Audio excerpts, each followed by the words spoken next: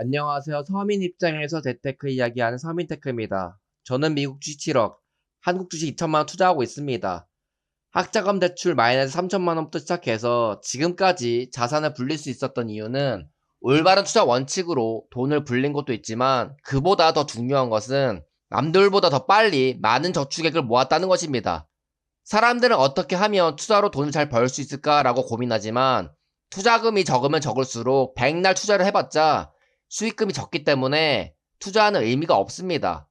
반대로 투자금이 많으면 같은 수익률이라도 훨씬 더 큰 수익을 얻을 수가 있죠.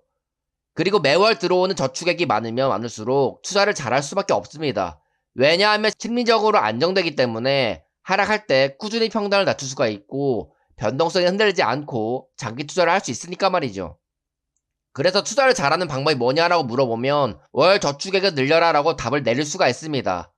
많은 사람들이 투자로 돈을 벌지 못하는 이유가 월 저축액이 적기 때문에 현재 가지고 있는 돈이 내 인생이 전부라고 생각이 들고 전부라고 생각하기 때문에 하락의 공포와 변동성을 버티지 못하고 돈을 잃는 것이죠. 같은 1억이 있어도 10년 동안 모은 1억이냐 아니면 2년 만에 모은 1억이냐는 차원이 다른 이야기입니다.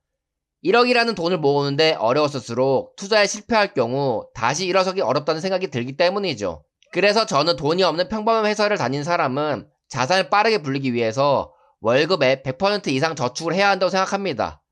어떻게 그럴 수가 있냐고요? 퇴근 후와 주말에 배달 부업하면 한 달에 200만 원을 벌 수 있기 때문에 부업해서 벌은 돈으로 충분히 생활할 수가 있고 월급 100%를 저축할 수가 있습니다. 최소 월 2, 300만 원을 모아야 가난에서 벗어날 자격이 되는 것이죠. 이건 제가 직접 해보았기 때문에 말씀드릴 수 있습니다. 저도 회사 월급 300만 원에 부업 200만 원을 했고 식비와 기숙사비 포함 월 50만 원 정도 소비를 했기 때문에 매월 450만 원은 저축할 수가 있었습니다. 어떻게 그렇게 소비를 안 할 수가 있냐고요? 일만 하면은 소비할 시간이 없기 때문에 저절로 돈이 모아지게 됩니다. 어떤 사람들은 신용카드를 없애야 저축을 잘한다고 하는데 그건 근본적인 해결책이 아닙니다. 절실하게 돈을 모으겠다는 마음을 가지고 시간 날 때마다 일을 하기만 하면 소비는 저절로 안 하게 됩니다. 저도 신용카드 쓰면서 먹고 싶은 것도 마음껏 먹었으니까 말이죠. 신용카드 써도 핸드폰에 문자로 얼마 쓰고 있는지 알려주기 때문에 저축하기 위해서는 체크카드를 써야 한다는 것은 큰 의미 있는 행동이 아닙니다. 너는 기숙사를 살아서 월세 안 들어갔으니까 높은 저축 금액이 가능한 거 아니냐고요? 기숙사가 없으면 고시원 30만원짜리 사시거나 부모님 집에서 사시면 됩니다. 뭐든지 방법은 있습니다. 하기 싫을 뿐인 것이죠. 제가 만약 서울에 직장이 있고 서울에서 독립해야 한다면 반지하나 고시원에 살면서 주거비를 최소한으로 줄였을 것입니다. 그리고 서울엔 배달 일이 훨씬 많기 때문에 부업으로 200만원보다 더 벌 수도 있었겠죠. 어떻게 반지하나 고시원에 살 수 있냐고요? 불편함과 고통을 이겨내지 않으면 인생이 변하지 않기 때문에 그런 과정은 당연히 겪을 수밖에 없는 것입니다. 평생 이도저도 아닌 인생을 살지 아니면 3년 정도 가난하게 살고 그 이후에는 가난으로부터 벗어날지는 어떤 선택을 하느냐에 따라 결과가 나타나는 것이죠. 연예인 이경규 씨가 얘기한 게 있죠. 젊었을 때 3년 정도 죽도록 해서 그 뒤가 편안하다면 그 3년은 죽도록 해볼 만하다고 말이죠. 젊었을 때 부자로 가는 길을 죽도록 달려가보면 그 뒤의 인생은 돈으로부터 자유로워질 수 있다는 이야기이고 저는 실제로 그걸 경험하고 있습니다. 제가 FNG로 500% 수익을 얻어 경제적 자유를 얻을 수 있었던 이유도 그때 모아둔 투자금이 1억이 있었고 이때는 월 500만원씩 저축을 했었기 때문입니다. 투자금이 몇천만 원이었고 저축액이 적었다면 저는 여전히 스트레스 받으며 회사를 다녔을 것입니다.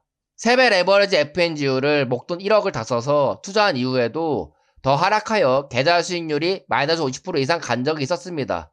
보통 사람들 같았으며 돈을 잃을 것 같은 공포에 떨었겠지만 저는 투자금 1억은 2년 만에 만들 수 있다는 자신감이 있었기 때문에 공포를 극복하고 매수할 수 있었던 것이죠.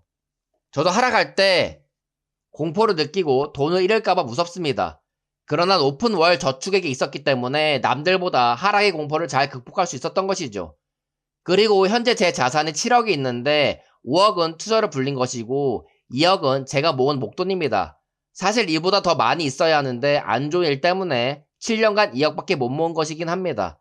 투자 소득도 많았지만 노동 소득으로 돈을 모은 것도 상당히 많았다는 것이죠. 투자 상승기에는 투자 소득이 많지만 하락장 때는 노동소득으로 모은 돈이 더 많을 때도 있습니다. 지금과 같이 미국 주식, 비트코인이 상승 하락도 아닌 횡보를 하여 투자 수익이 저조할 때는 노동소득으로 수익을 올리시면 됩니다. 돈이 없어서 빨리 부자가 되고 싶을수록 투자 시장에서는 돈을 잃을 수밖에 없습니다.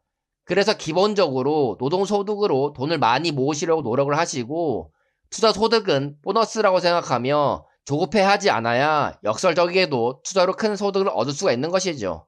여러분이 어떤 종목을 투자를 하시던 간에 계좌 수익률이 마이너스로 될 때가 있을 것입니다. 그때 저축액이 많은 사람은 지속적으로 추가 매수하여 평단을 낮추고 수량을 모으는 작업을 할 수 있을 것입니다. 그게 바로 투자 실력이지 좋은 종목을 고르는 능력, 매매 타이밍을 잘 맞추는 게 실력이 아닙니다. 그건 사이드 요소일 뿐인 것이죠. 제가 투자하고 있는 솔라엣지, XPLR도 FNGU를 투자했었던 것처럼 주가가 폭락할 때 저축액 몇백만 원으로 꾸준히 매수하는 과정을 거쳤습니다.